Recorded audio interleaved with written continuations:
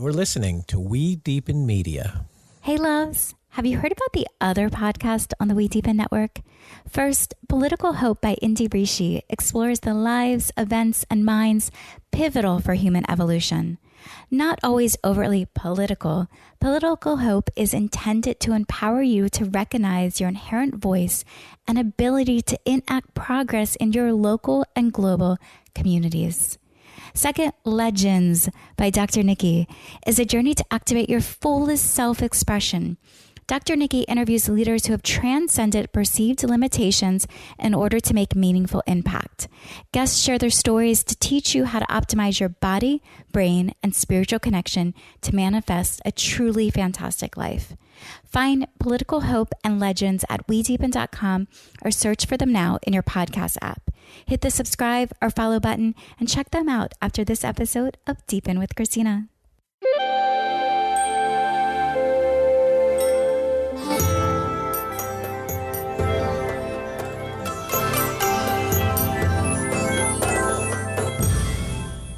Hello, everybody, and welcome to another episode of Deepen with Christina. I'm your host, Christina Weber, founder of We Deepen, Feminine Weapon, and also a certified love coach for anybody who wants to put a little skip into the dating journey or to deepen your relationship with their significant other, or even just to feel more love when you're out in the world and connecting with community. Also, you may have heard in the last podcast episode, or actually not even just the last podcast episode, the last podcast episodes, we've been talking about how We Deepen has expanded into matchmaking. So if you're interested in any of those services, definitely go to WeDeepen.com, check it out.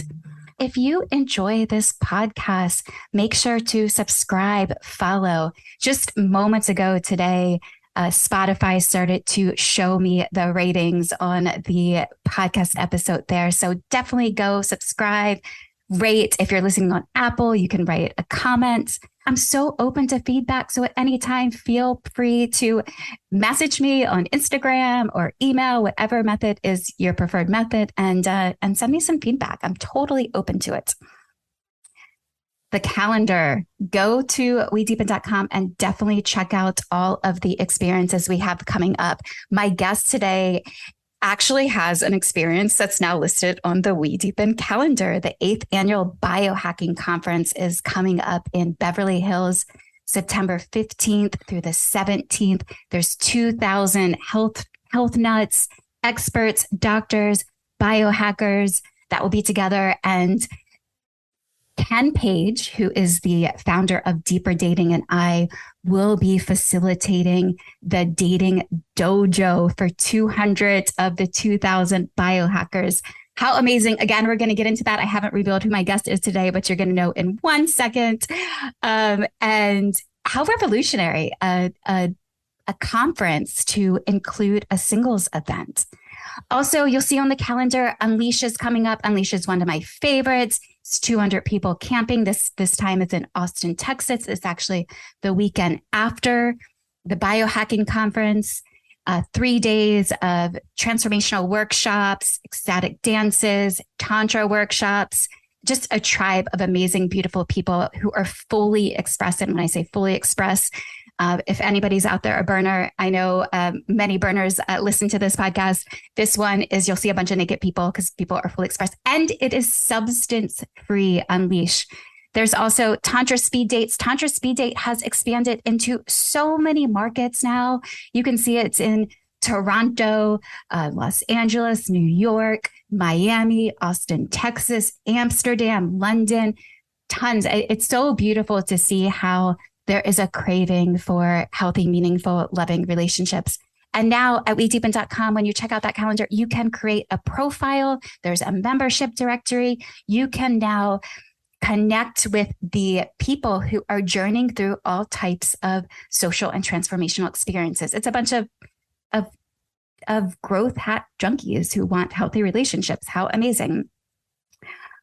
So today I have Dave Asprey with me. Dave Asprey, if you're not sure who he is the father of biohacking. He is Bulletproof Coffee, Upgrade Labs, Dangerous Coffee. And he has been producing the Biohacking Conference for the past 8 years. Also an investor. I'm so excited to be in space with you, Dave. I will share that you are now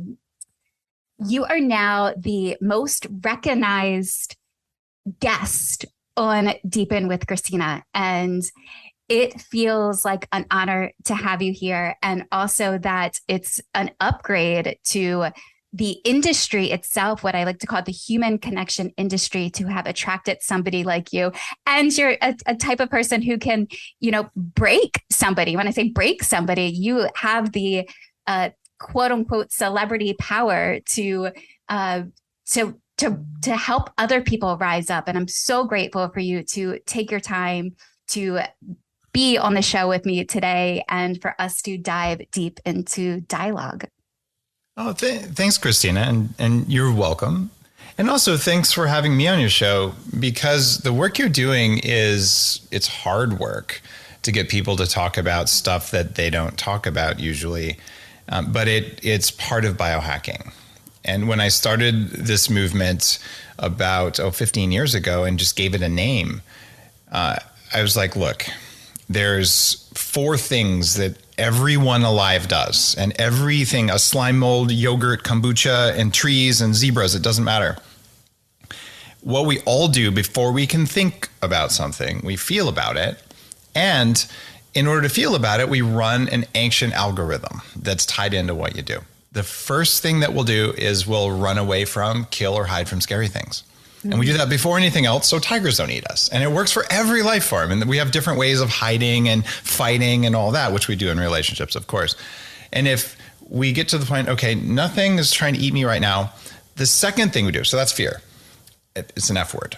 The second F word is food. We just eat everything, right? And that's a rule. All animals will do that. You see a dog, they'll eat until they throw up. You see a person in Rome, they eat until they throw up. So we love eating, and we just eat everything, even if we don't need it.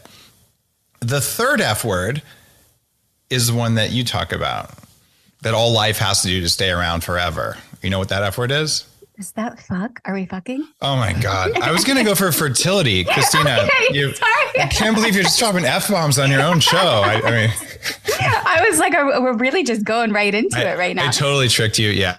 Okay, run with that. But yeah, it's fuck. So everything alive reproduces, and you're wired to reproduce even if your conscious brain doesn't want to, because your body does stuff before your brain even gets a wiggle. And when I say get a wiggle, I mean electrically, because one of my companies is called 40 Years of Zen. It's a neuroscience institute for personal development and brain upgrades. And I've had 1,500 high performance entrepreneurs and celebrities and guru types come through, and we look at their brains and we show them over 5 days how to perform better. So everyone always says, for me to be able to do my fourth F word, which is friend. This is how we're nice to each other. We're wired to be kind, to be of service to each other, right? But if we're afraid, if we're malnourished and hungry, and we don't have love, including sex, in our life, we will not show up for our community. And it always goes in that order. And it doesn't matter what kind of animal you are. This is written into the programming of single cells, and we are collections of single cells. So it's an emergent behavior. And that's why we put so much energy on this. And as soon as we feel like we're going to lose love in a relationship, it automatically goes to, then my needs won't be met. And it puts us back to the first F word, fear.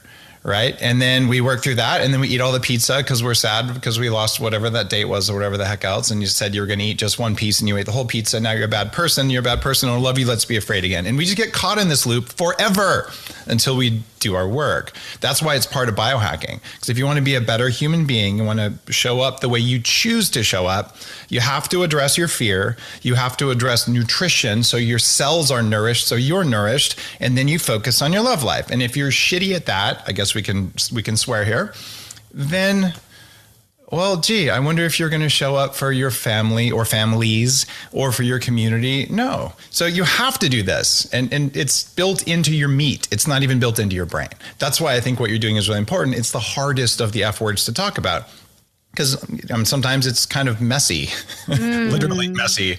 And sometimes it's emotional and it's triggering and it's traumatic. And you're doing this in a world where people think that if they're offended or they're triggered, that it's your fault. And that's not how the world works, but people still think that. Yeah, it's so true. The whole topic of dating and relationships and even intimacy is so, it's taboo to some extent. And it's also sensitive. It's really tender. And it's, I love this mutual appreciation for each other, because both of the things that we are passionate about, I imagine there's some of it is because of looking back at childhood, like, why didn't they include this in our educational curriculum? These are the most important areas, and it's completely neglected. So for me, and I think there's a little bit of you, I don't necessarily claim to be the expert. I'm the one who's going out there and sourcing all of the information and stirring up the conversations to like, hey, let's talk about this. And underneath of it, here I am. I'm a woman who is I'm newly 40. And it took me until about 35 to really even understand my own cycle. And one of the things of having this conversation with you today, I was so excited as came to the realization like that I am in week 2 of my cycle, which means that this is the week for me that I am the most confident and attractive and outgoing. However, they've neglected to include, to teach us about how our bodies even work as women and our hormones. And then it would serve the population not only for women to understand how our bodies are functioning and in when you also consider attraction, but for men to understand that as well, because when a woman is in week 2 of her cycle, there are pheromones that are the body is sensing unconsciously and is pulling you to each other. So attraction is part of the conversation and is still misunderstood for the most part by most of the population. I would have guessed that you were probably about to ovulate when you got on the call, because you have that vibe. I'm serious. Okay. So I have spent decades with electrodes hooked up to my body, but also my first book was about fertility in women and how to have healthier, smarter, happier babies starting before you get pregnant. So I've gone really deep on hormonal cycles and pheromones and stuff like that. But there's also a sparkliness. Maybe it's quantum. It's probably not magnetic, but it works over a distance.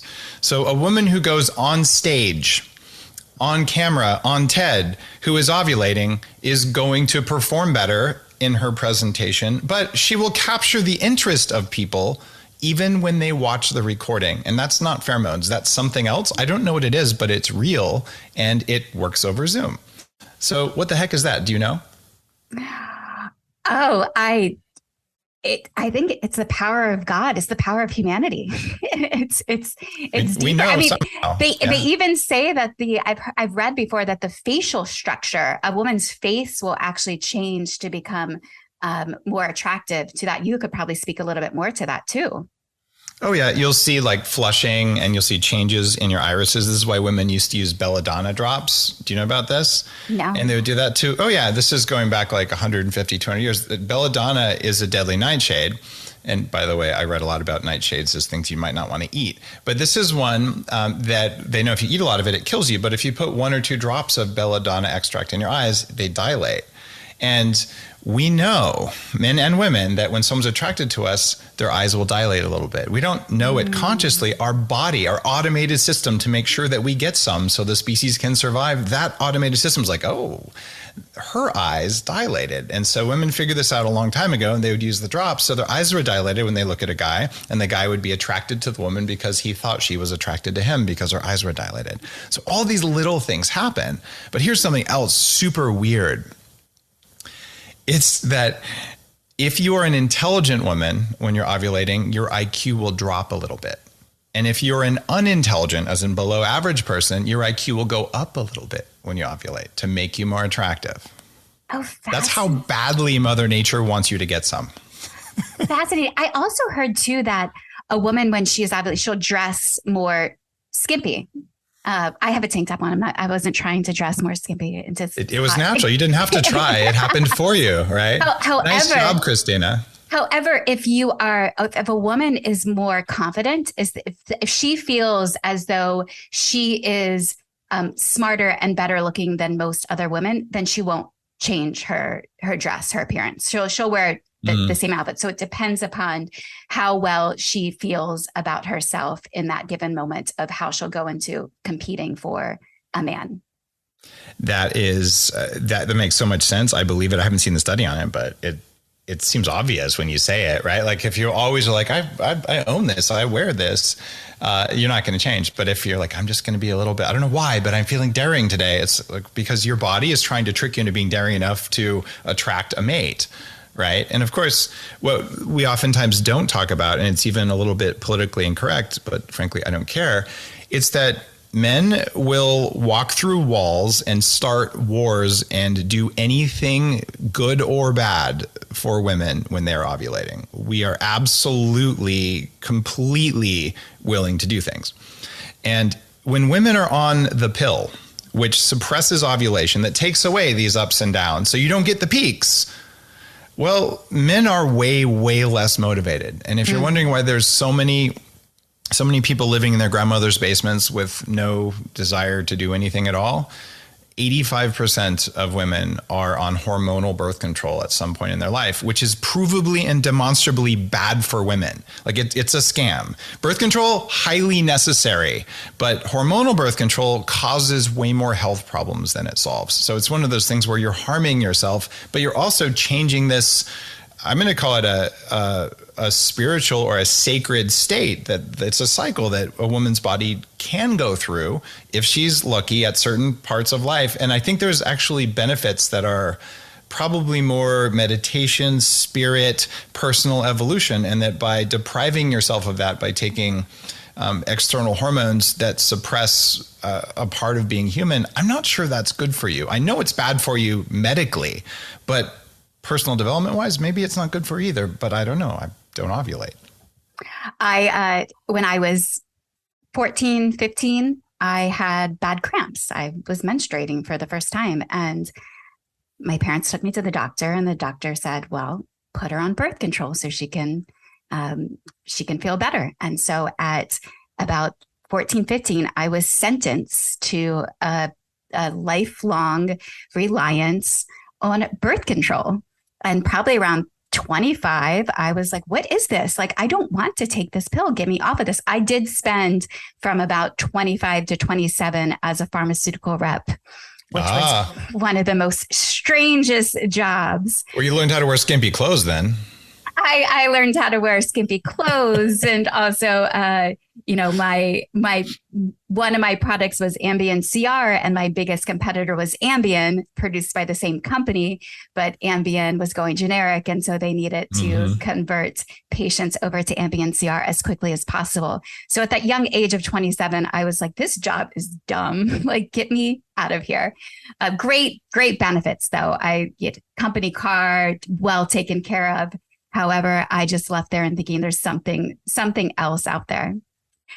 I want to dive though into a quote unquote singles event. So when your team first called, which I was so excited to get that call, and they had told me, Dave wants to do a singles event at the conference. And I first said, well, that's great, but let's not call it a singles event. Most people don't like to call it a singles event.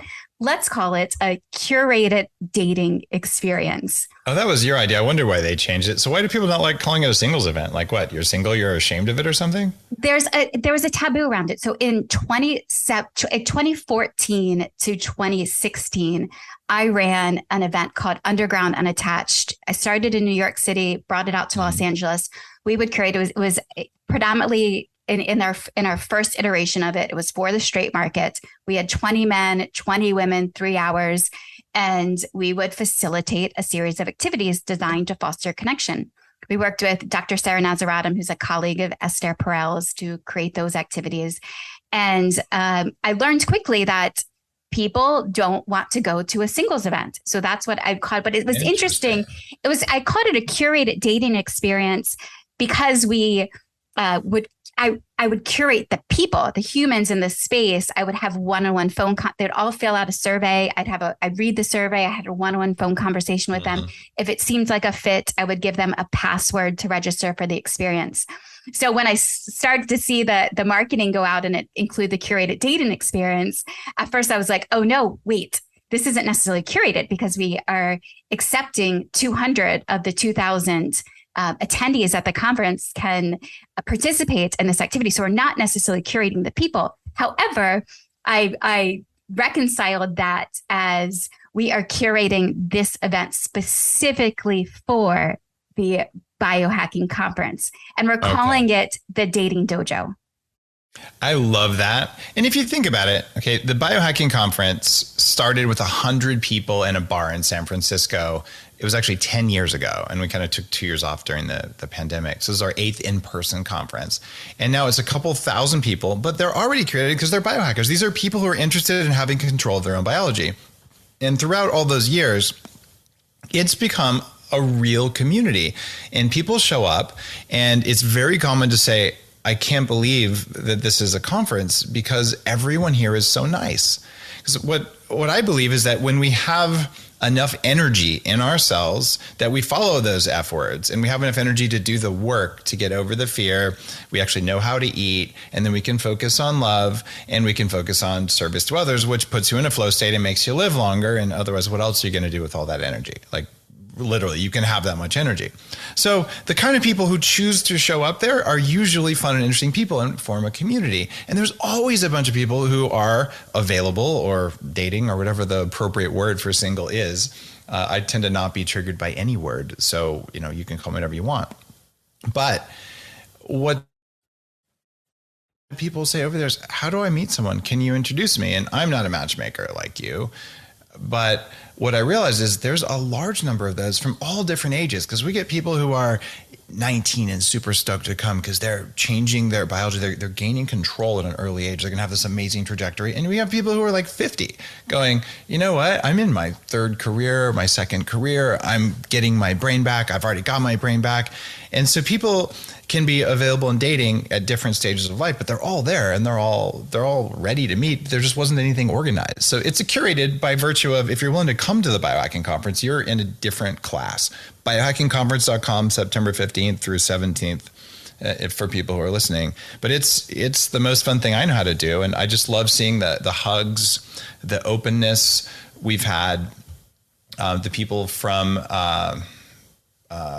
One Taste there as an exhibitor in the early days. Let's see, Shaman Durek has been there twice now. I've had a professional dominatrix speak on stage, and I work actively to bring sex, love, relationships, and tantra and other things that come from that world into the world of biohacking. I didn't put them in at the start because people would have thought I'm crazy, but I'm a Burning Man guy, and these are part of being a fully showing up human. And if you're doing that and your partner isn't, it's going to cause some waves. So people have to figure out what they're going to do about that. And sometimes it results in, two different relationships. And other times, like Esther Perel, who's been on my show, it's called The Human Upgrade. She's been on, I think, twice, and she's been on the stage as well. And a bunch of people from all sorts of different types of dating, people who are experts in men's and women's hormones. But I'll just say, if you're not feeling arousal, whether it's sexual or just for life, there's oftentimes a hardware problem, and we got to fix that. That's part of biohacking. Like, let's get those hormones going. Like, if you're not getting wet or not getting hard, there's a reason, and it's probably not a moral failing, right? So like, let's hack that. But now you've got it. Like, what do you do? Because then you're going to go straight to the fear and trauma. And I talk a lot about trauma resolution. So when you're on stage in front of 2,000 people who are all on the same vibe, and you realize, how do I know who's single in here? Well, now with your help, we're going to know how to do it. People are going to know who's currently single. I like to put that word currently in front of single because I am statements are so powerful. So instead of thinking like, I am single, no, you're currently single. If you're desiring a relationship, you're currently single. Shouldn't you say, I am getting some? Wouldn't that be a better thing? I'm getting, yes, I want to get some. I am getting some. Well, no, stating what you want doesn't. I'm open to getting some. They're open is good. But if you say what you want, that's the worst thing ever. So I work with people who use neuroscience to help their resolutions happen, right? And if you pray to God or angels or whatever the heck it is you pray to, and you say, I want chocolate, they'll be like, okay, you want chocolate, done. Like asking for a desire is dumb. Asking for what you desire is good. So you never say, I want this. What you say is, I am this, I have this, this is whatever. But asking for a desire, if the desire is already there, okay, that was easy. So if you're going to get a direct line to whatever it is that makes stuff happen, don't ask for the desire, ask for the thing. Feel into it. Know that you already have it. It's already with you. So let's, I'm curious, you know, a lot of times we throw this word love around. And I think we haven't, not everyone has aligned, like what is even love? So when you use the word love, what exactly do you mean by that? It depends on context. In fact, love is similar to porn. At least if you look at the Supreme Court definition of porn. Do you know what I'm talking about? No, tell me more. In the 80s, there was great debate from the religious moralists saying, you have to ban porn. And so it went all the way to the Supreme Court, and they couldn't define what pornography was. And one of the justices said, I don't know how to define pornography, but I know what it is when I see it. And that same thing would apply to love. So you can love your mother. Okay, maternal love is different than loving your partner or partners. It's totally different, but they're in the same bubble of love, but there's a really different connotation from that. You can love your brother, as it says in various religious texts, right? But if you actually use that other definition of love for your brother, that's got all kinds of things that you shouldn't be doing in it, right?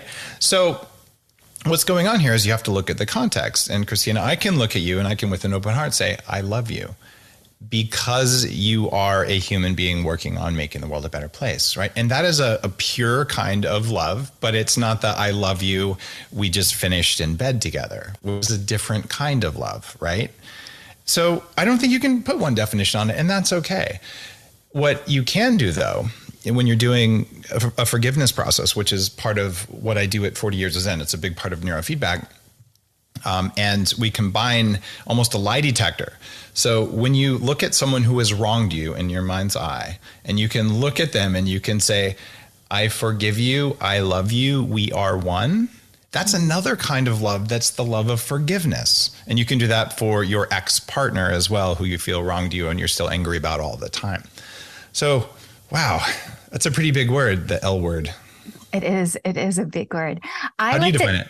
I like to think of love as a process of continuing to remove the barriers that is holding oneself back from being the most pure and perfect version of themselves. So removing the layers, the fears, the negativity, while also increasing acts of sharing. So it's ever increasing acts of sharing. I'm going to be in a connection with you, and I'm going to continue to deepen and deepen and deepen to remove those layers that are holding me back from connecting with you, while at the same time continuing to increase my acts of sharing.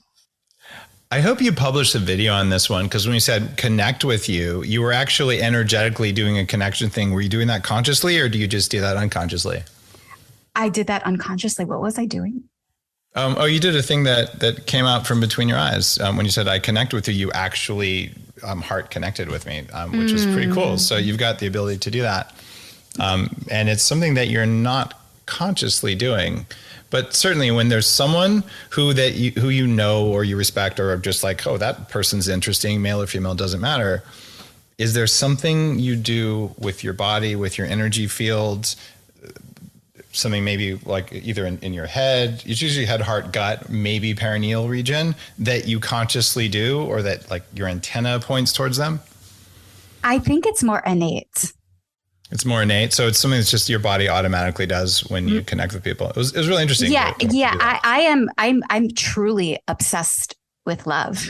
Like, I believe in that, in the coaching program that I have just graduated with. It focuses on the it's core energy coaching, and there's 7 levels, and that it's not correlated with the chakras, but that level 7 energy, which is from an assessment that I've taken, is that I'm more so operating. That's my primary level, which is in the state of unconditional love, and that everything is an illusion. And I tend to be mostly in that space. So I think that what you were picking up is this complete just pureness in my being and existence. And that is coming from all of the experiences that I promote and do is stuff that I have done myself.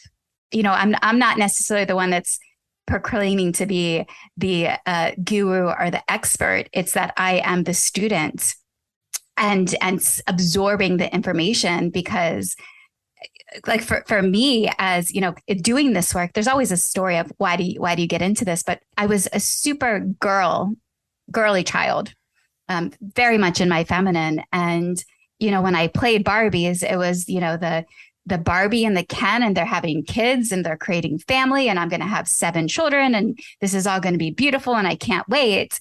And then I started experiencing my own challenges from, 14 on, of how, of meeting men and having relationships and falling madly in love, and then the cheating and the lies and the challenges that came with that. And so it was just diving into my own exploration of how do we do this better?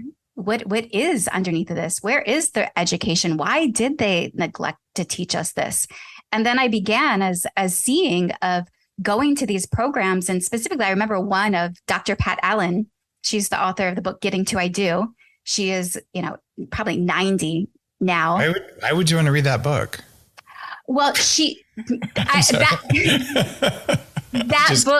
that book actually came about, as I was doing the Underground Unattached, the dating experience from 2014 to 2016.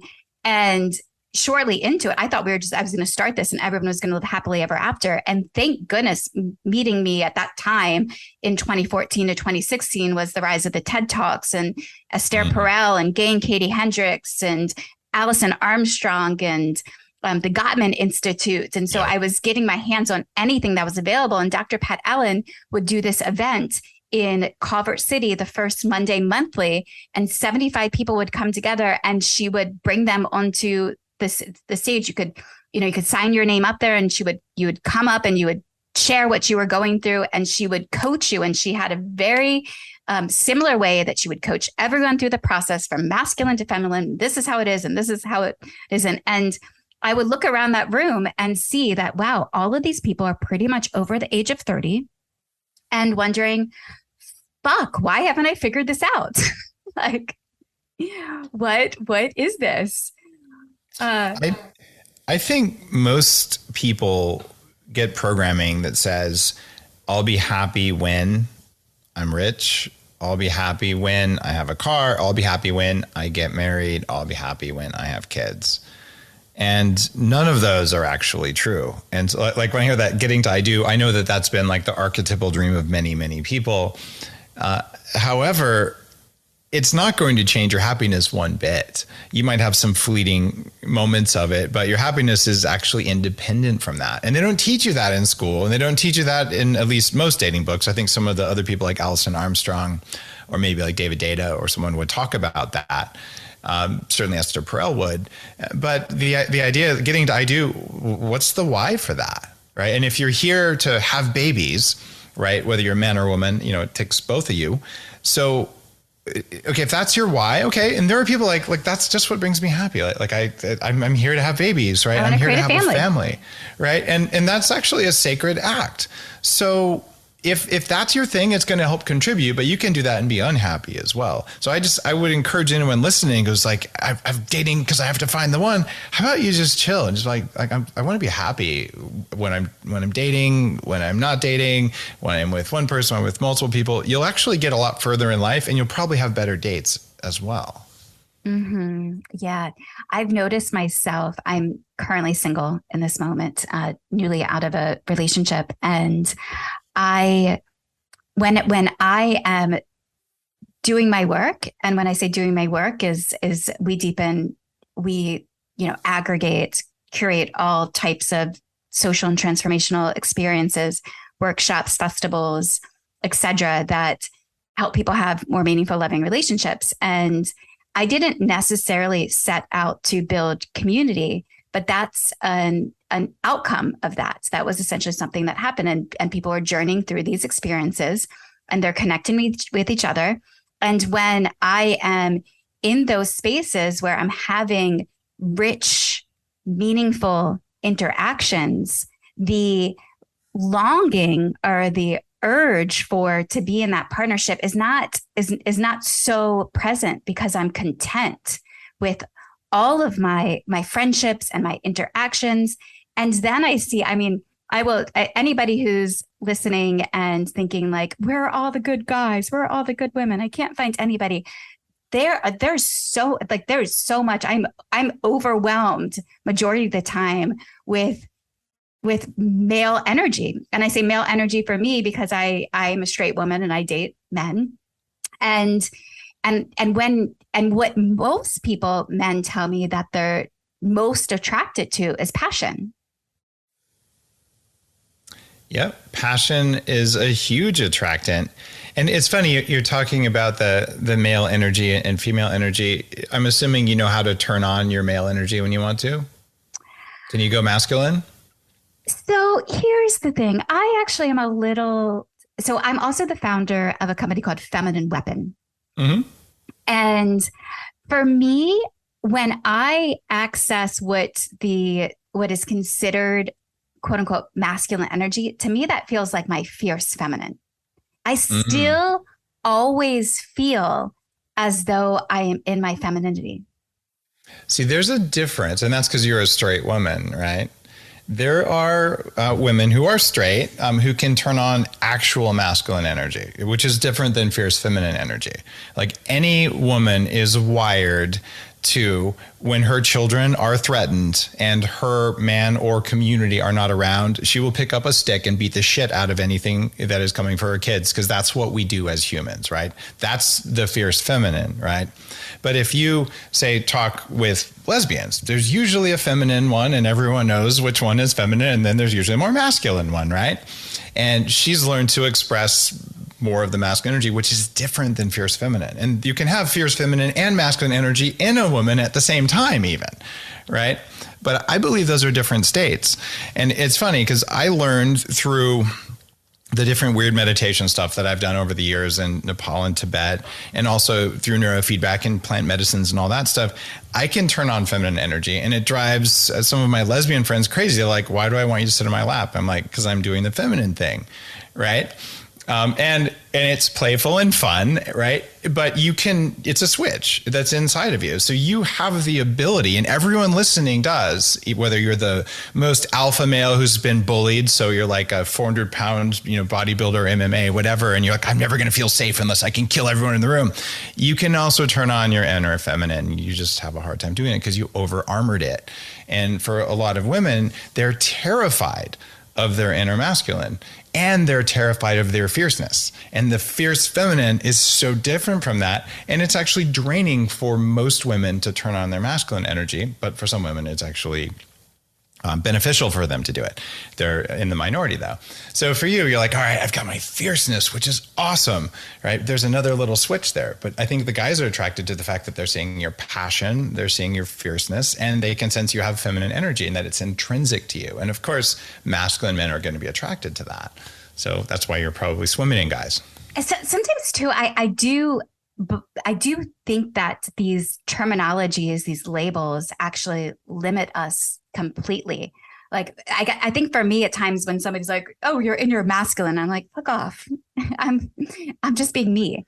And what I'm excited about the Dating Dojo, I co-facilitating that with Ken Page of Deeper Dating. And he has actually, and he's a gay man. He is an OG in the space. He's in his 60s. He was one who in 2004 in New York City was bringing gay men together for dating experiences. And he has a new framework, which is around expressive and instrumental. And interesting. Yeah. And so, and you could correlate, one could correlate expressive is feminine and instrumental is masculine. However, he brings us beyond that. And we have an activity in the Dating Dojo that will have people get to try that on, because there are times, yes, within relationships, there is a little bit of dance of energy. And there's times that a masculine man and a feminine woman can role reverse and switch. And even too, if we know with practices of, say, kink, that people, are more submissive or dominant at times. And strap-ons are selling better than ever. That's what I hear. So yeah, apparently there's a market for that. What is? Strap-ons are selling better than ever.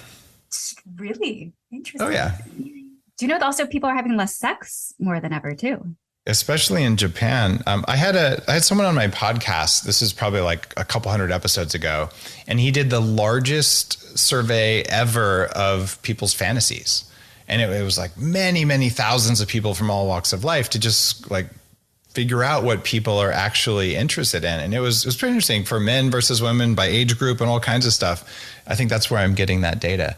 But yeah, it was pretty surprising because people are apparently way kinkier than you'd think. And the fact that we have so much shame around it, it turns out to have a sacred union. I don't mean a marriage, but I mean just like to have the kind of sexual and love-making interaction, the kind where you leave your body and meet God and all that kind of really intense, more tantric stuff. Both parties have to be able to be fully vulnerable. And it's really hard to open up that way if you've got a veil of shame or guilt or some other thing going on. So it's about trust, right? And then it's about the dance that you describe around, finding, what's the role. And generally masculine is reaching and feminine is receptive, right? But that doesn't mean men can't be receptive and women can't be reaching. And you might go back and forth during the same, 8-hour session or something. But so many people have never experienced that, or they don't know it's possible, or even the thought of it is triggering, right? So how do you get past that? How do you find a partner who can do that? And my hope is that when people meet at the Biohacking Conference, you're going to find some open-minded people who are willing to explore.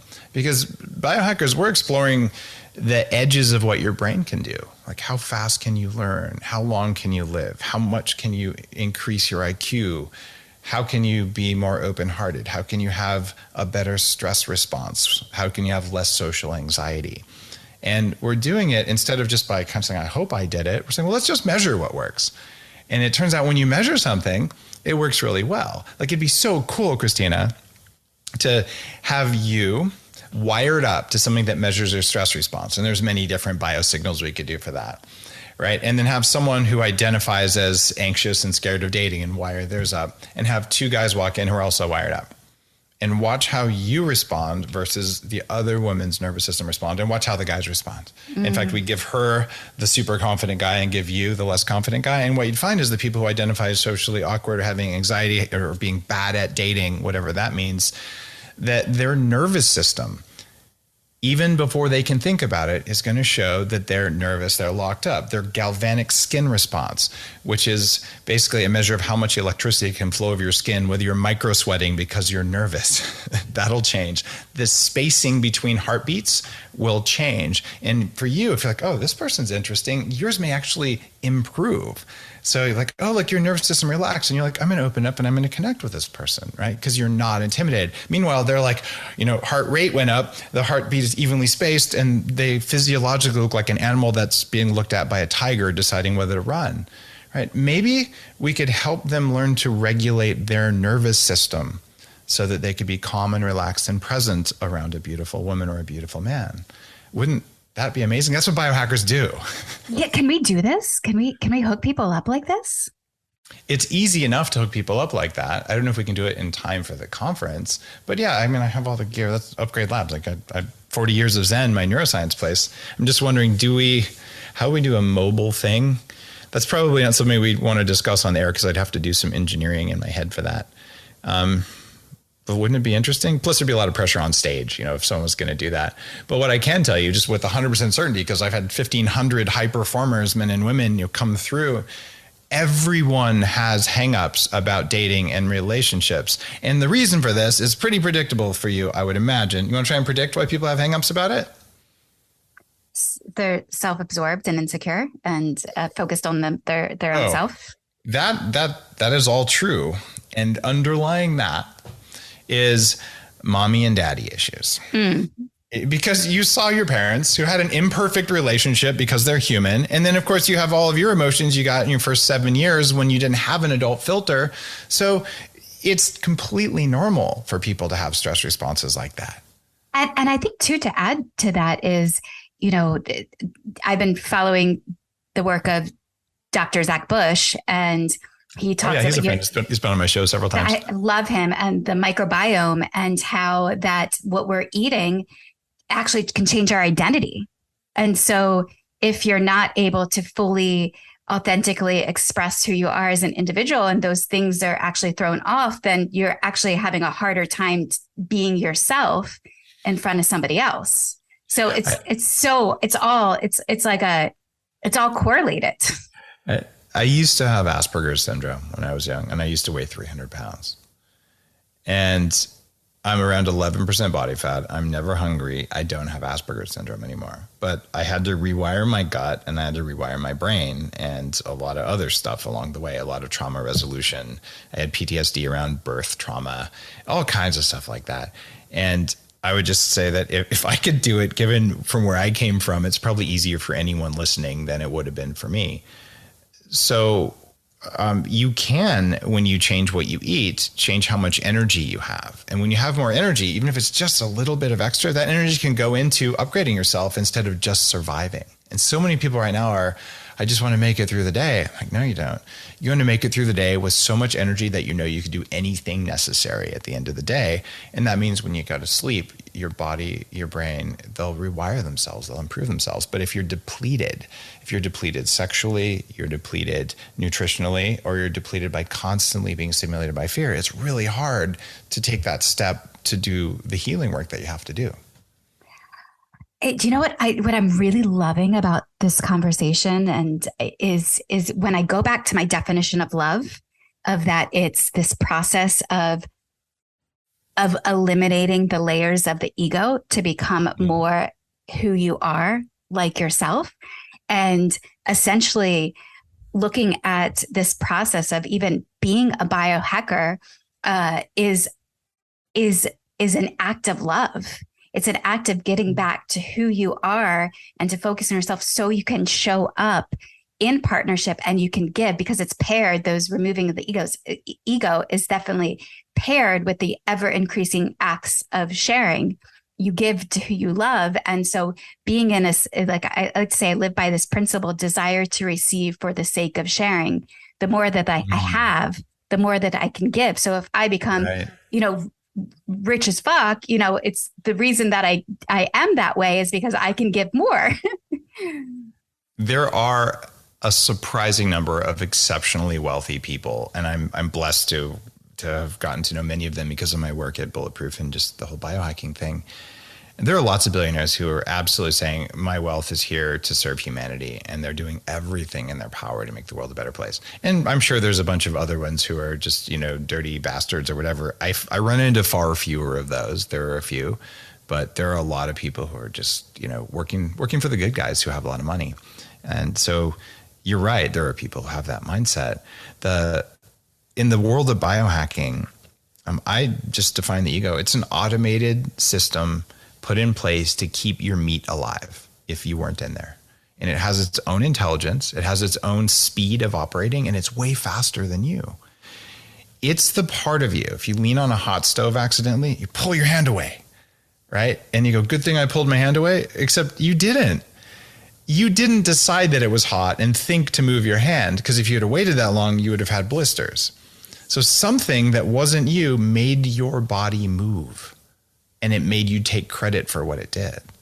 And if it can do that, could that be the same system that made you yell at your boyfriend or your girlfriend before you could think about it because they said something that triggered the same automated system? So the idea of becoming aware of your ego so that you can be better in relationships and better towards yourself and better in the world is just about getting rid of ineffective protective programming, because your ego is really stupid. It's just really fast, and it's so much faster than you. If you allow a stupid, fast system to run ancient rules that were set when you were 2 years old and you were afraid of falling, maybe you can do better. So a lot of my work, especially at 40 years of Zen, and even with some of the meditation things that I teach, is around ego awareness and understanding the ego has a role. It's the automated system. It also makes your heart beat. Like, it's okay that it's in there. Just don't let it think it's in charge, because when it does, you're going to act like a jerk and you're going to use people in relationships instead of actually opening to them and connecting at a soul level and at a heart level and doing that kind of a thing. Mm. Your work too is, it's interesting of biohacking the body and living in the times that we're currently living in with a society that gets very offended by everything and anything, and specifically around gender. And I love offending society. That's also one of my values, is being unoffendable. Anger is super easy. Love is a miracle. But the differences of man and woman and our bodies and our makeups, does your work go into that as well? I do talk about it some, and it isn't necessarily at the core. I'm a true believer in the fact that there is polarity, right? And there's polarity between the masculine and the feminine. And I've done a lot of work maybe that I don't talk about as much with shamans, going to remote parts of the world, the Andes, the Himalayas, and I've just had the fortune of getting to know some of the great gurus of our time and getting to have private conversations with them. And they all generally align around this idea that there really is such a thing as light and dark, and masculine and feminine, and hot and cold. Like, we kind of think those are real. And there are people out there who say there is no such thing as masculine or feminine. They're energetic states. Right? Those are real. And there's no rule that says every man has to be masculine. I mean, we have Liberace and there are very feminine men. And probably one of the guys who's written most about this, who isn't recognized for it, is Robert Greene. Are you familiar with his work? I'm not. The 48 Laws of Power. You know about that? No. Almost everyone's heard of that book. Okay. I actually have not. Holy crap. This is going to blow your mind. Okay. 48 Laws of Power is a book studying the last 2,000 years of human history, looking at what powerful people do to become powerful and stay powerful. And it's told in parables, and it distills it to 48 behaviors. And I read that as a young man, and it made boardroom politics something I could understand. I was an engineer, a computer science, computer hacker guy. And I'm like, these executives are batshit crazy. And it turns out, no, there was power dynamics at play that were invisible to me. Well, Robert has spent his entire life studying human nature and writing books like The Art of Seduction, which I just bought for my teenage daughter. And she said, how do I tell a boy that I like him? I'm like, well, there's a true master of this I've interviewed for my show. Why don't you learn from the master? Just like you're saying. So I bought her that. I don't know what my wife thinks about that, but whatever. I love that. You should know when those rules are being used on you, so you can be aware of it. And you should know how to use them when you find a guy you like, right? Like, that's okay. This is how people do it. But what Robert talks about in his opus called The Laws of Human Consciousness or Human Nature, I forget, but his most recent one, is that one of the laws is around using masculine and feminine and accessing that. And he actually talks about how men can use the feminine and women can use the masculine. But those energies are intrinsic to us. So I do talk about that. And one of the funnier things I wrote about in one of my books, Game Changers, like you, I actually don't believe there are any true gurus. What they are is they're people who have learned from the masters. And maybe if we have past lives, maybe they were masters in a past life. And they're really good at transmitting it. They're good at teaching, but they're good at curating. So you can talk to like a Sri Ravi Shankar, right? Who's a guru from India, right? And he's been teaching breathwork for many, many years. But when he talks, half of the stuff he says is from parables from the religious teachings and other things. And other ones he's downloading or he has in his own thing. So he is a master in his own right, but he also is riding on the shoulders of masters, just like you are, just like I am. And we also innovate and create our own new things and we synthesize, right? Bulletproof coffee is a thing, right? I synthesized that, right? But did I invent butter? Actually, no, I didn't, right? So like all of these things, we're always evolving. So what I did in Game Changers in that book is I interviewed 450 people, great people who succeeded beyond belief, as masterful as I could find. And I used math to find what did they agree on to come up with my own set of rules. And it was around 42 laws that came out of Game Changers. And 3 of them were around sex and relationships, where the people who do the biggest things in the world talk about that as intrinsic to what they do. And one of the rules was ask for what you really want.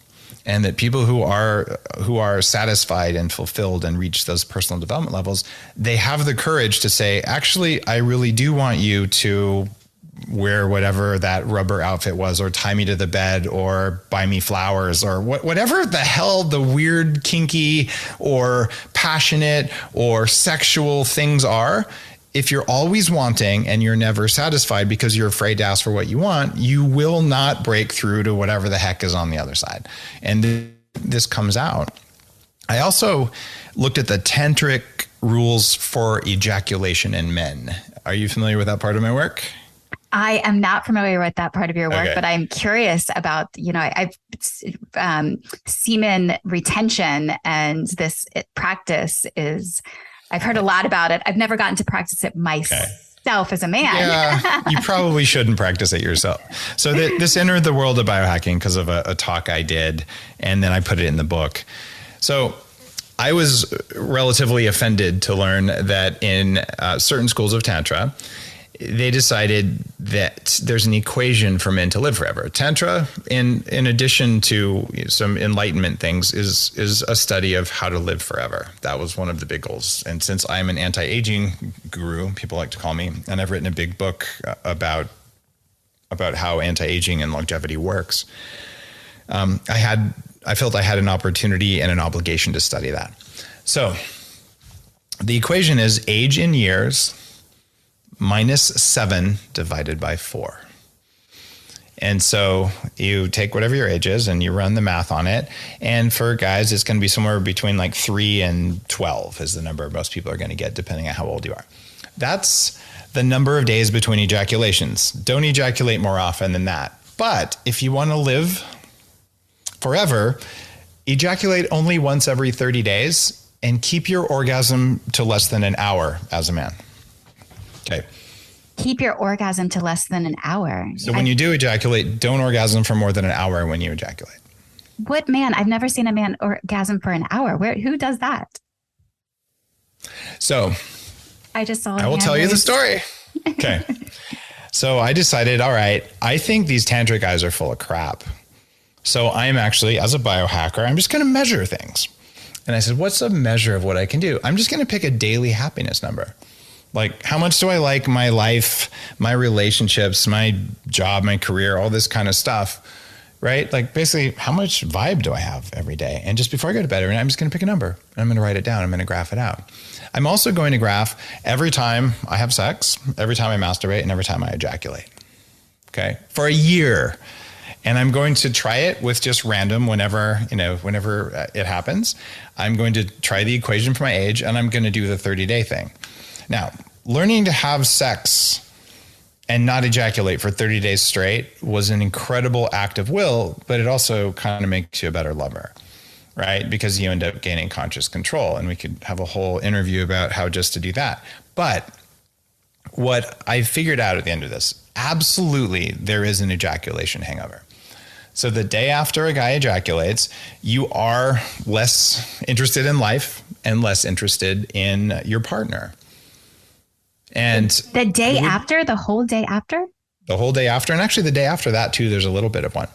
And I'm like, this is weird. And then I found John Gray, the Mars and Venus guy, who's a dear friend and just such a great human being. And we talked about this. And he actually was a celibate monk for 9 years. And he's many years ago, and he's been married since then. But he said, Dave, here's why. After you ejaculate the next day, there's a huge drop in testosterone. So when guys are low testosterone, we care less about everything. Testosterone is the hormone of desire, not desire to get some, but just desire for everything. So that was interesting. And I did find that was happening. But then I said, okay, this whole 30-day thing, and publishing the graph was kind of funny. I'm like, well, day 24, oops, like I couldn't go 30 days because, that one time I didn't quite meet the standard there. And I did find over the course of that year that I did have orgasms to the point, like when I would ejaculate, to the point where I'm like, could it just be done? Like, my abs are tired. I am going to die if I but literally had to learn how to do breathing exercises to stop orgasming. So, and I have had women ask me if I could teach them how to orgasm the way I do. So, wow. Yeah. And so the semen obviously is not releasing for the entire hour. It's more an energetic. You turn yourself inside out, but you are having the contractions as if it was. So like your abs are tightening and it's all the energy. Like it is a very, very intense orgasm. And no, that doesn't happen every time, but it's interesting that this is possible for men, because I did not think that the tantric guys were right at all. And I didn't think even a 5-minute orgasm would be possible. But it absolutely is. It's just an exceptionally altered state. And it's one that you have to have the right breathing exercises and the right muscles and all sorts of stuff. But holy crap, it's exhausting. And it's one of those things where I have been to the point, like, could it please just stop already? Like, I am so done with this. And it's like, I'm not done with you yet. So guys listening, like, what the hell? Well, you might want to have a partner with you who's actually willing to go there with you, right? Because one of the things that the tantric teachers also will teach, and I've had several of them on the show, like Montauk Chia was on the Human Upgrade recently. It was great. We talked about that, who's a teacher in the space. But for women, the rules are totally different. So what the tantrics will say is, tantric teachers will say, is that a woman walks away undiminished, is the translation from Sanskrit, which means orgasms for women, they do not deplete you the way they do for men, because you're not manufacturing prostaglandins and things like that. And even if a woman is we'll say squirter, that is basically a distillate of blood plasma, and it's not the same manufacturing process to make semen and to make all the other stuff that's in ejaculate. So basically, guys, it's emptying us, but for women, it's actually fulfilling, even if it's solo play. So the number of orgasms for women hadn't been written about for in any of the texts. They're like, oh, it's good for women, but there was no prescription. So after a lot of consultation with sex teachers, I came up with an equation that I shared on stage at the Biohacking Conference, actually last year. And it's the number of orgasms till the woman feels like she's going to die, plus 2. And universally, women agree with me on that. So I think that's the new rule that we're adding to the universe. But to be a guy who can control your own orgasms, or at least your own ejaculation, to be able to do that, that's hard work. Wow. And so now, where are you at today? So after going in and creating this practice for yourself, is this something that is consistent that you have maintained, or do you go back to and say, okay, that an hour-long orgasm was a lot, 30 days without ejaculating is a lot. That was a fun experiment. And now do you continue, or what do you do? We have to go back to this ego awareness thing. Okay. So the role of the ego is to make sure that your meat and the species stay alive, even if you're not in there, right? So every guy listening to this is going to know what I'm talking about. Okay. You're having sex or you're masturbating and you're saying, I'm not going to come, I'm not going to come, I'm not going to come. And then all of a sudden, about 10 seconds before you come, this idea magically appears in your head that goes, it's a great idea to come right now. And you literally throw out all of the thoughts you had about how I'm not going to do it. And you decide it's the most important thing on the planet and you're going to do it. And you grab her hips and you do it. And you're like, God damn it, I didn't want to do that. Okay. Every guy here is going, yeah, okay, I know you're talking about Dave. Yes, I've been there too. Okay. Is that any different than when you're trying to lose weight and you go to Taco Bell and eat the fucking taco? It's the same thing. The body is lying to you, and it is convincing you very convincingly that you will die if you do not ejaculate, because it thinks the species will die if you do not ejaculate, and it is tricking you into believing that. I wrote a New York Times best-selling book on fasting called Fast This Way. It came out a little while ago. And your body will also trick you into believing that if you don't have lunch at 11:45, you're going to die. And you'll look at your friend and say, I'm starving. The reality is you can probably go 60 to 90 days without eating 1 calorie and you won't die. So why do you believe that you'll die if you don't have a candy bar right now? Because your body lies to you when it wants you to do something, including ejaculate all over the place. So I have trained myself. I can eat or not eat, and I feel just fine because my metabolism works. I can have sex and ejaculate or not ejaculate, and I'm just fine because I actually enjoy lovemaking as opposed to just ejaculating. So it's just a different mindset. But yeah, it took me a lot of work to get there, and I don't know how many other people like that because I don't know. I talk about this sometimes at Burning Man with friends, but this isn't usually like hallway conversation at work, right? But I'm happy to talk about it on a podcast because people need to talk about this. Like, this is part of being human, and it's all about the ego, and it's all about whether you believe what your body tells you about reality. And I promise you, if you're a guy, no one's going to die if you don't ejaculate, but you sure as hell believe that right before you ejaculate. And whatever system is making you believe shit that's not true, you need to own that. And that's what my path has been. And it's just a lot easier when you have biohacking and you're measuring data and you're like, oh, look, I'm actually not going to die. Who would have thought? And then you go from there. Oh my gosh, this conversation has been so great. I have so many directions that I could continue to go in. First off, I'll just rant of a couple of things that had come to mind is, this idea of instant gratification versus long-term fulfillment. And that just totally comes through, whether it's fasting, or having sex, or, just of reaching for a vice or something of that sort. I then continue to think about the differences of men and women and how our bodies working. And then lastly, you bring up your fasting book. And just as I was exiting my last relationship and healing and also, reinvigorating, I'll say I went through, it's a phase of not only healing oneself, but also coming back into your radiance after going through an experience that definitely kind of feels heavy and dark. And I did a 5-day water fast and 30 hours of dry fast that I just completed.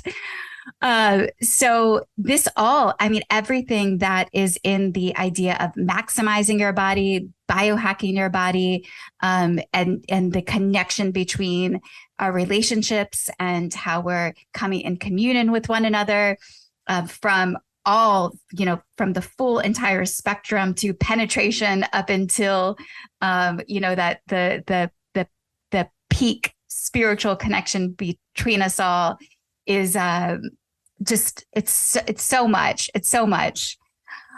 Thank you. Really, Christina, if you have more electricity in your body, you'll be better at relationships, you'll be better at lovemaking, and you'll be kinder to yourself and to others. And the core behind all of this biohacking is let's turn up your body's ability to take air and food and turn them into electricity, because that's what we do. And to use that electricity, not to be afraid of things, not to even lust after things, but to actually be present and aware and conscious in what we do. And that means conscious in your relationships. That means conscious in your lovemaking. That means conscious in the way you interact, even with people who are super triggered and upset or whatever the heck planet they're from. And just to be okay with it. And it's about building resilience at the end of the day. The Buddhist teachers talk about these sort of 3 levels. And they apply to relationships, and they apply just to levels of personal growth. And at the lowest level, but still beneficial, is empathy. So if you can feel your partner's pain, you can feel someone's pain, that's of benefit versus just being blind to it. But if you feel other people's pain all the time, you'll probably be in a codependent relationship because you're trying to solve other people's pain. The level above empathy is compassion. And with compassion, you're able to feel someone else's pain, but you don't have to take it in, right? So you can be aware of it, but not one with it, right? So you can have compassion for suffering. You can do something to help for it, but you don't have to feel the suffering. And the final and highest level is equanimity, which is when you can meditate in the middle of a storm, where you can be in the state of your choice no matter what happens in the world around you. So it's not that you're uncaring. You can turn it on at will, but you're unflappable. And if you can build equanimity in yourself, you can have powerful relationships. You can be in a poly relationship without having massive jealousy and all the weird stuff that tends to happen emotionally with people who haven't done a lot of work, who try that relationship style.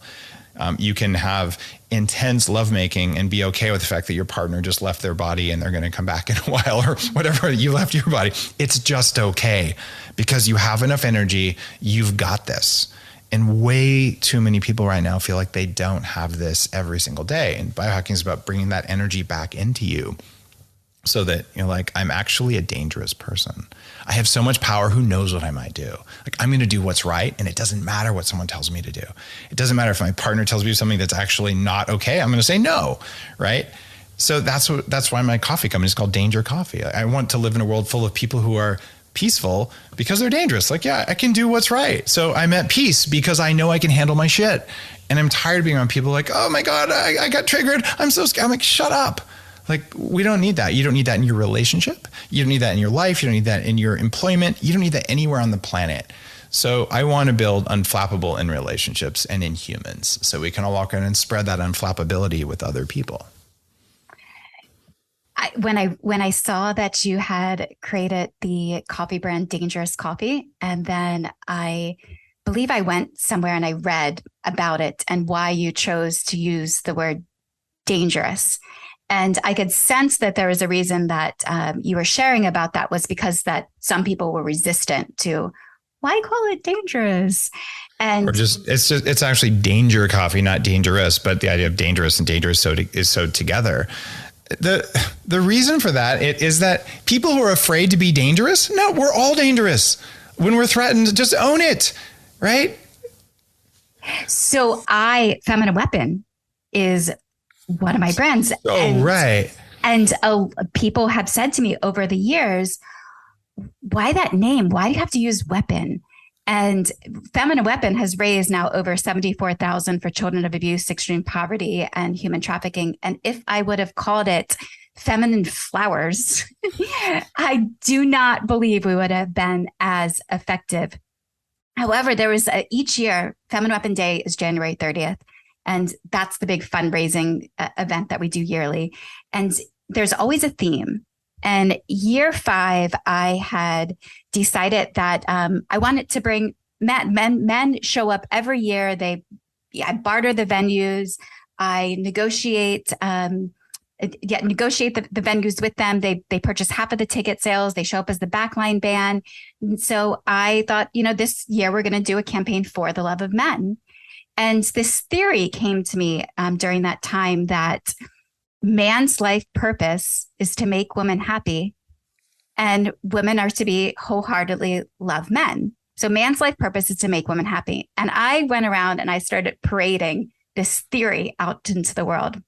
And I got so much slack and feedback. There was a point that I had to block 20 women from my Facebook page because they were coming to attack. And of course, God gave me this theme in the fall of 2017. And then what unfolded in the public forum was Time's Up and Me Too. And so here I am. Well, these ideas, these concepts can coexist at the same time. It can be Time's Up and for the love of men. And And in that, I had this, that within my theory, it was like, well, if you even just look at the biology of man and woman, their bodies are designed to make women happy. And this wasn't I have lots of gay friends. And one of my gay uncles said to me, this is absurd. My life purpose is not to make women happy. And I looked at him and I was like, I've seen you with my grandma, your mom, and the way that you treat her. And it is you are definitely making her happy. That's what, and he was like, oh, well, yeah, true. You're definitely stepping on some woke ideology there. I like to use data to back up what I say. And the cool thing about biohacking is that we continuously prove ancient wisdom to be true. Like, oh, that can't be. Well, that's funny because that is, because we find it happens. So when a man pleases a woman, and that means provides for a woman. I don't mean just pleases her in bed, but pleases her by, I brought home the game from the hunt. His testosterone level goes up.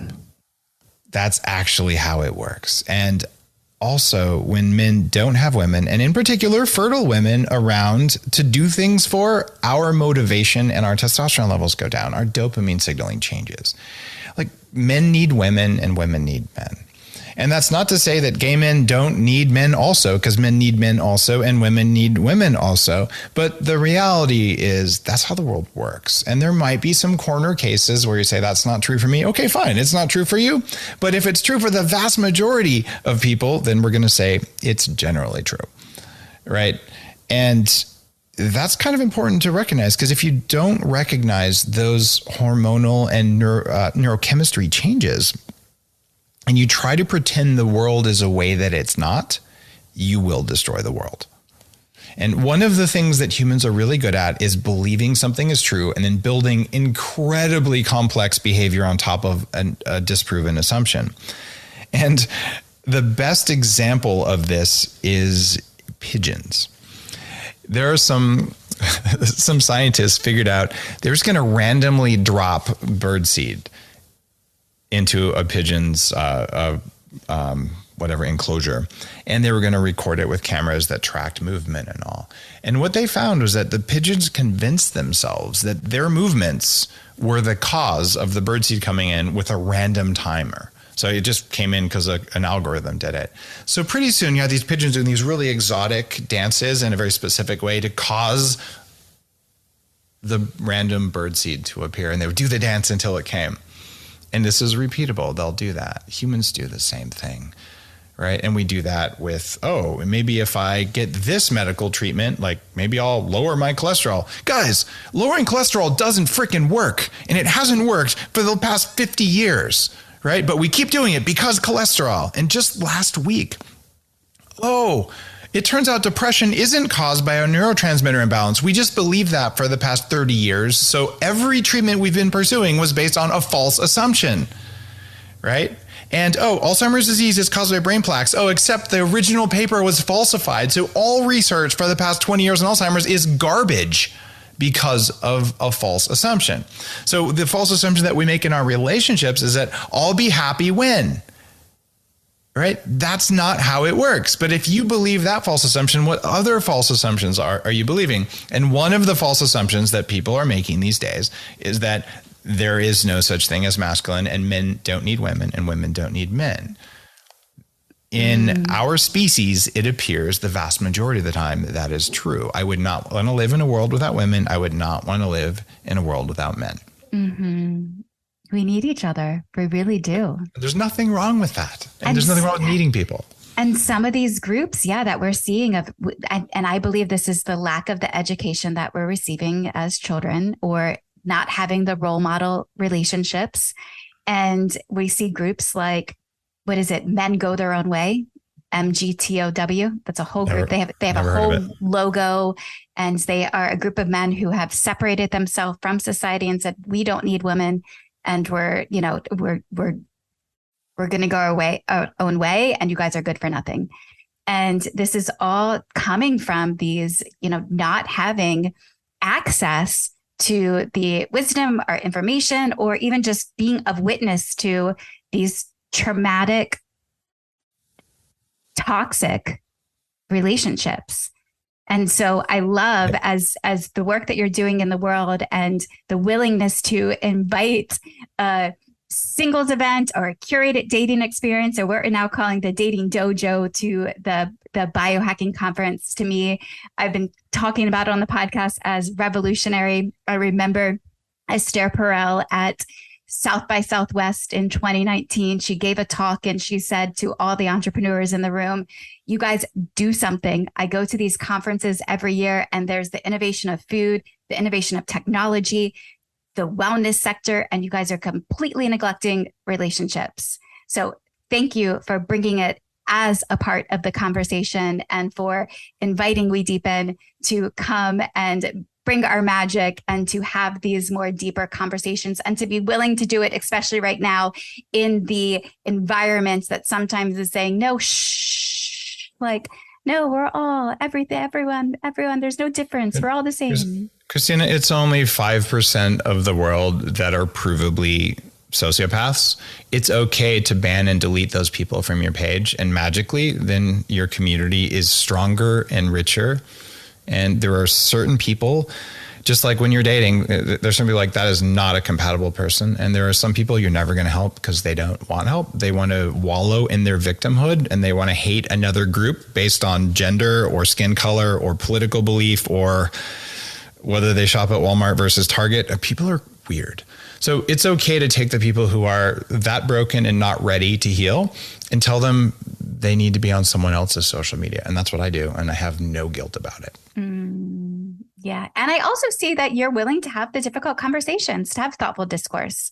And that is important as well, of dialoguing and sharing the difference of opinions. And sometimes, because I think that's actually where we align. Sometimes we're so resistant to conflict that we just avoid it and go into our own boxes and self or completely delete. Yes, I believe there's times to delete and there's times to go in and have those conversations. And I think I've even seen you have them about vegan versus meat eating. It's funny. I used to be a raw vegan and then a non-raw vegan. It made me profoundly ill. And a lot of my nutritional knowledge came out of healing from the damage done by a vegan diet. And I'm willing to talk about that. And it's the same thing there. There's 5, or maybe in the vegan world, maybe 10% of them are just diehard. They're not interested in dialogue. They're interested in bullying. And I'm actually not very interested in being bullied. I did enough of that in 7th grade. So I'm like, you're off my page. But if someone comes up and is like, look, here's why I went vegan. What do you think? Then we have this really interesting discussion between people who believe different things and why, with curiosity, right? And if you can cultivate like childlike curiosity around what you eat, around what you believe, childlike curiosity for what you're going to do in bed, all of it's curiosity that makes life worth living. And I just get tired of people saying, I refuse to be curious because I know this to be true. And if it's not true, then I'm a bad person and no one will love me. And you're like, maybe you should do some trauma work and not even focus on your food because you're acting like someone who isn't thinking. You're in survival mode because if your beliefs are false, you think you're going to die. So there is no conversation to be had with someone stuck like that. It's, let me show you breath work. Let me show you EMDR. Let me show you ways that you can calm your nervous system so that you can be in charge of yourself again. And what's that definition of biohacking? The art and science of changing the environment around you and inside of you so you have full control of your own biology. That includes fight or flight. So people stuck in fight or flight, they're not going to change. They're not going to think. They're not for you right now. They got to deal with that. Thank you so much for the work that you're doing in the world. This was such a pleasure to have this conversation with you. Next time, I would love to go into the polyamory and monogamy discussion. There's much more that we can dive into all of these concepts and also sex. All right, let's do it. And send me info on your Austin event because I'm actually going to be moving to Austin sometime later this year. And I'm going to be in Austin during your event. So I might be able to swing by. Amazing. I'm in Austin. I just moved to Austin 3 weeks ago. Oh, amazing. That's so cool. I'm here. We get to meet in person. All right. It's the deal. Awesome. Thank you so much. Thanks. And anybody who's listening, please come meet us at the 8th Annual Biobacking Conference. It is September 15th to the 17th in Beverly Hills, 2,000 biohackers, strong community. And hey, this year there's going to be lots of love in the air. So come and connect. Thank you, Dave, for your time, your energy, your sharing. Any last minute thoughts or words? Biohackingconference.com. biohackingconference.com. You can even go to wedeepen.com and access the biohacking conference. And we have a special We Deepen promo code to share as well. What is it? Tell them now. It's We Deepen. They actually, they get the code, but if they go to wedeepen.com, they create a profile. And once they're a member, then the special promo code is revealed to them. Oh, nice. All right. So go to wedeepen.com and then you can get a special code when you sign up. All right, good deal. But you want to come because it's going to be awesome. And yeah, there is a spiritual component to biohacking. And when you're in alignment biologically, the spiritual stuff is easier. And I think love is one of the spiritual states, not just a biological state. So we'll play with that there. Thank you, Christina. Thank you so much. Thank you all for listening to another episode of Deep In with Christina. If you enjoyed this episode, please share it with friends. Again, like, subscribe, follow. It helps more people to find this podcast. And definitely go check out that calendar. Again, the Biohacking Conference is there, and there's a lot of other activities. And hey, maybe Dave is going to be with us at Unleash as well in Austin, Texas. Oh, I think I will for at least today. Perfect. Thank you all for tuning in again. And until next time, enjoy. We Deep In.